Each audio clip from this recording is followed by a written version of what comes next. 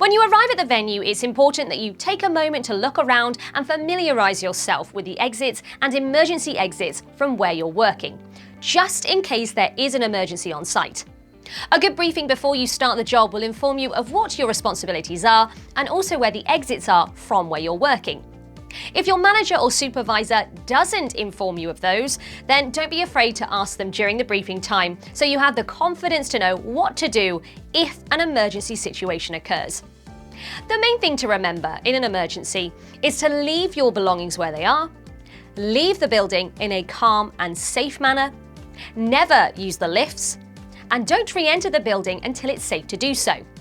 The senior member of staff who is informed by the fire marshal will let you know when it's safe.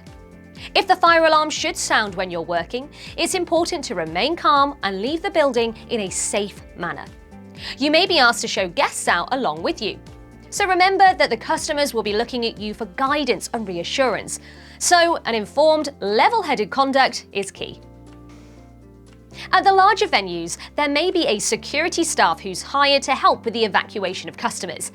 In this circumstance, ensure that you follow their instructions to the letter and stay out of their way when they're carrying out their evacuation duties in the area that you're working. Always keep an eye on your exits and emergency exits to make sure that they are safe, they stay free from obstacles, chairs and tables and other debris that may inhibit the evacuation process if an evacuation is necessary. If it is, go straight to your assembly point. This should be covered in your briefing, but again, if it isn't, make sure you ask and find out. Never leave your assembly point unless you're instructed to do so by a manager or a member of the fire brigade. If you leave the assembly point for any reason and you are unaccounted for, then a member of the fire brigade will re-enter the building and start to look for you. So your absence can endanger their life. When you're working, remember that it's your responsibility to watch out for any potential hazards, accidents, and near misses that may happen. Report these to your supervisor or manager.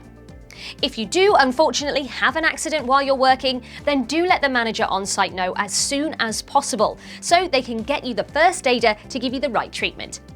Depending on the severity of the incident, you may also need to go to hospital or seek advice from a doctor. They will ask you questions or ask you to complete an accident logbook when you're in the venue.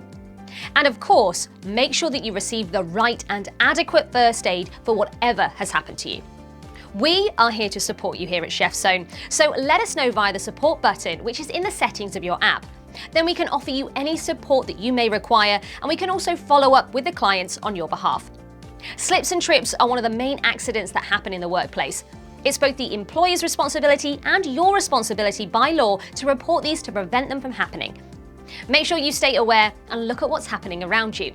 If you do have any issues, remember, see it, sort it, and report it.